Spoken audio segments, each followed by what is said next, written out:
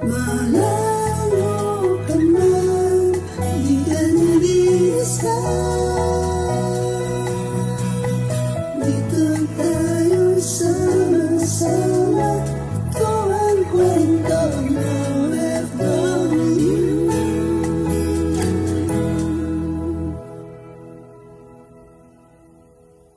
Dear Sisis, ako nga pala si Linda.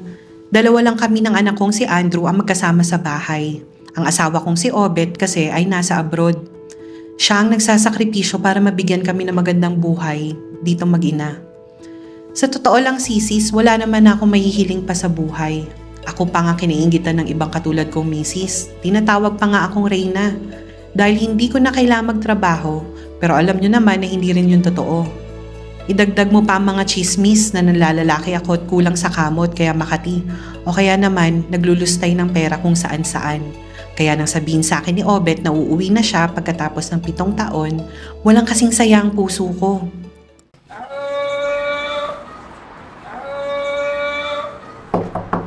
Anak? Andrew, gising ka na. Pupunta na tayo ng airport, darating na ang papa mo. Anak, gising na, halika na. Ma, ano ba? Napakaaga pa po eh. Anong maaga? Alas 12 ang dating ng papa mo sa airport. 8 a.m. na. Alam mo naman ang traffic, anak. Maliligo ka pa. Pagod ako ma, di pa pwede ikaw na lang sumundo? Andrew, ano ka ba? Ilang taon kang hindi nakita ng papa mo. Paniguradong miss na miss ka na niya. Ikaw ang unang hahanapin sa akin nun kapag nagkita kami at wala ka. Ano sabihin mo, hindi ko naman siya inahan. Ano ka mo? May sinasabi ka? O na ma, ito na, maliligo na. Hanggang di.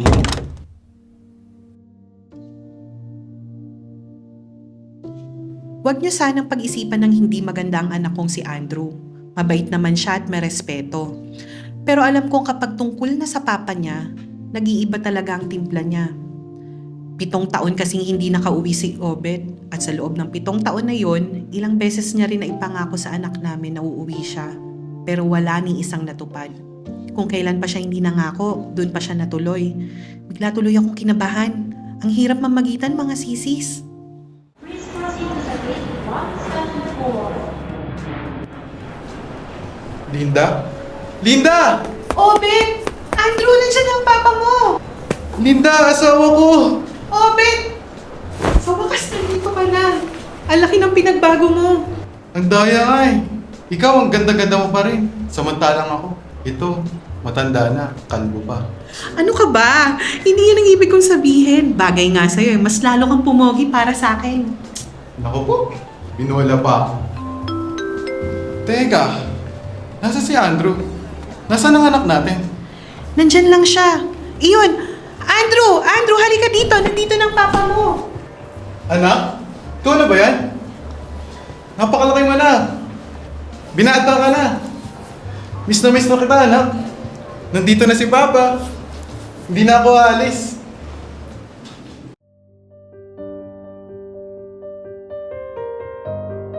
Naghahalo ang emosyon ko ngayon mga sisis. Masayang-masaya ako nang makita ang mag-ama ko na magkasama. Pero bilang ina, kitang-kita ko ang pagkailap ni Andrew sa sarili niyang ama. Kahit nang makauwi kami sa bahay, dumidiretso siya sa sariling kwarto at doon nagkukulong.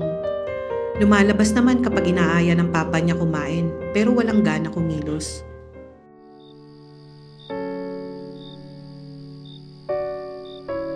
Masama ba akong ama? Obet, hindi mo naman alam na allergic pala siya sa hipon. Kasalanan ko at hindi ko nasabi kaagad. Hindi na rin pala niya paborito si Superman. Pati color blue, hindi niya na rin paborito. Purple na daw. Huy, pagpasensyahan mo na si Andrew. Sinusubukan din naman niya pero alam mo namang sa'yo din nagmana yung isang yon. Takot na magsabi ng nararamdaman kasi pakiramdam nyo mahina na kayo kapag nagpapakatotoo. Hindi naman sa ganon. Pero parang nagsisisi ako, Linda. Nagsisisi ako na hindi ako umuwi agad. Bakit kasi hindi na lang natin sabihin sa anak mo ang totoo? Wag! Wag na, Linda! Hindi na kailangan pa malaman ni Andrew yun. Obet, mayroon pa ba akong hindi nalalaman? Ano ba kasi talaga nangyari sa'yo?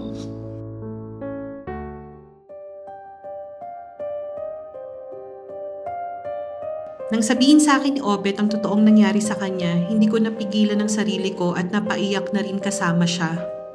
Nagmakaawa si Obet sa akin na huwag sasabihin sa anak namin na nangyari. At bilang asawa niya, kahit hindi ko matanggap ay nagawa ko pa rin magtiwala sa desisyon niyang yon. Pero patagal ng patagal, pahirap ng pahirap.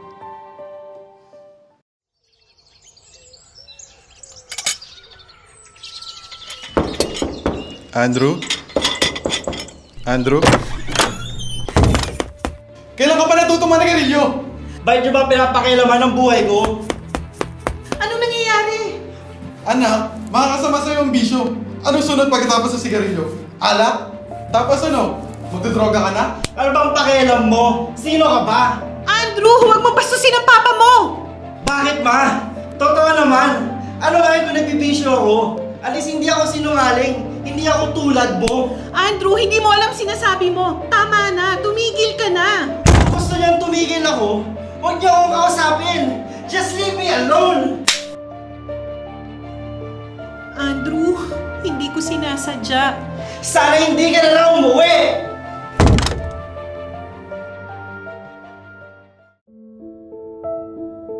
Gusto kong balikan lahat ng tao na nagsabi na buhay reyna lang ako.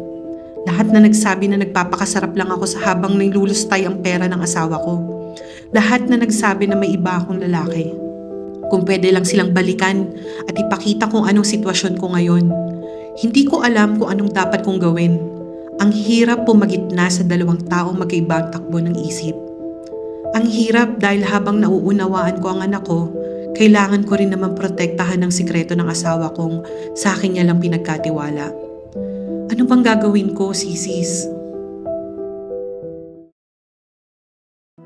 Malayo ka man, di ka nag-iisa. Dito tayo sama-sama, ito ang kwento ng OFW.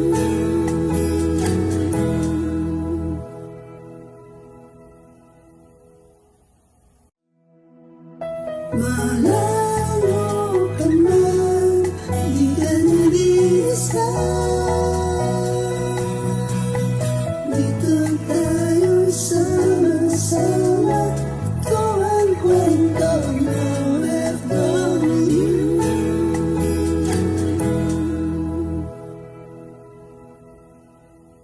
Kinagabihan, humingi ng sorry si Andrew. Iyon nga lang, sa akin pa lang. Nang marinig ko ang damdamin ng anak ko, naisip ko agad si Obet.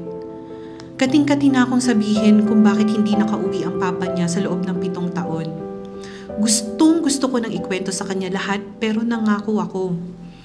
Kaya naman kinabukasan, kinumbinsi ko ulit si Obet na sabihin na sa anak namin ang totoo.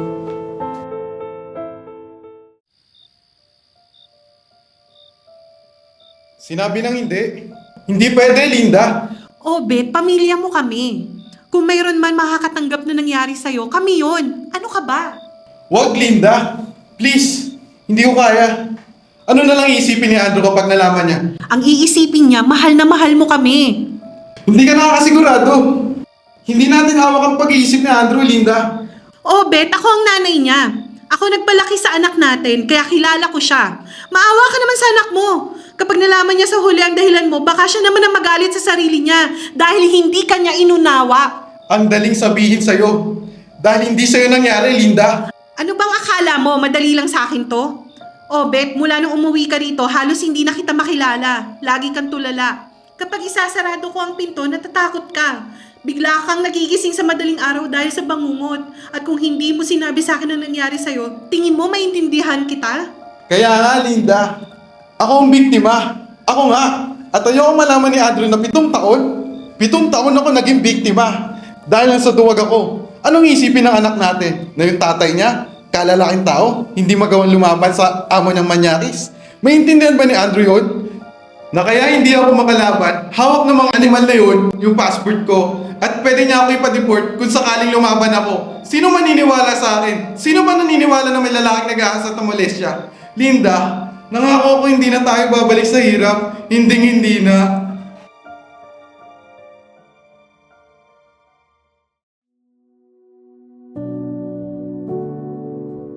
Hindi lang si Obet ang biktima sa pinasukan niyang trabaho.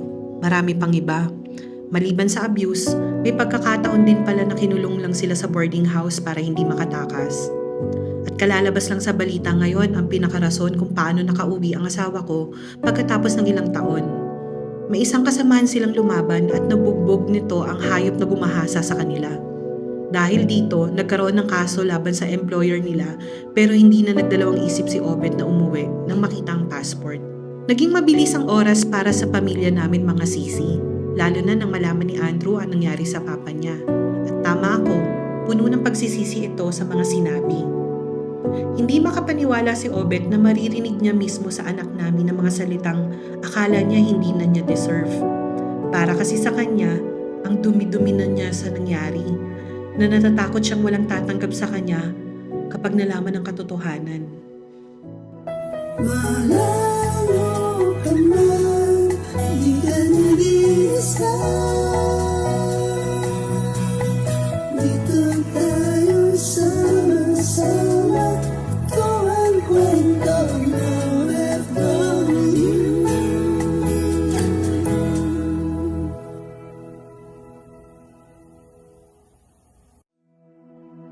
Malayo ka man, di ka nag-iisa. Dito tayo sama-sama, ito ang kwento ng OFW.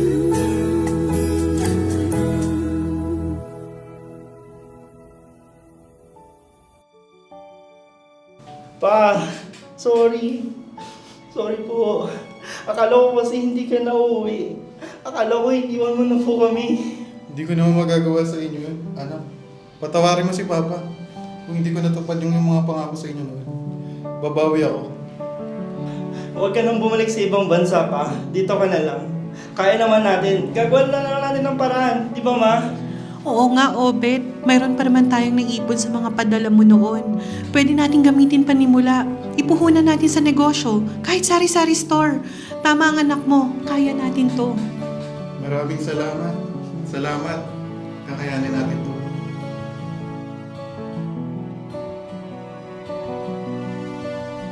Nakalipas ang ilang buwan, alam kong napag-iisipan pa rin ni Obet na umalis ulit at mangibang bansa. Siguro mga sisis, ganun talaga kapag magulang ka. Kahit gaano kahirap ang dinanas mo, hindi mo iisipin basta sa magandang kinabukasan ng anak mo. Sa ngayon, wala pang pinal na desisyon si Obet dahil abala pa rin siya sa tinayo naming negosyo. Nakita ko rin na naging malapit sila ni Andrew dahil pareho silang nagtutulungan at nakikita ko naman na nagbubo ngayon. Dinala ko si Obet sa isang espesyalista para makatulong. May mga pagkakataon pa rin na pinabangungot siya at umiiyak na lang sa gabi dahil naaalala ang pagmamalupit at karahasan ng amo niya. Maliban doon, isinama ko na rin ang asawa ko sa church kung saan kami ni Andrew nagsisimba. Napakaganda lang ng salita ng Diyos na narinig namin sa mga oras na yon, lalo na para sa asawa ko. Malayo pa pero malayo na mga sisis.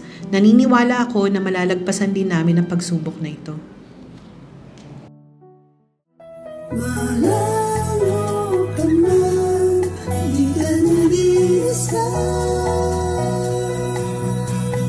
Dito tayo sama-sama, ito ang kwento ng OFW.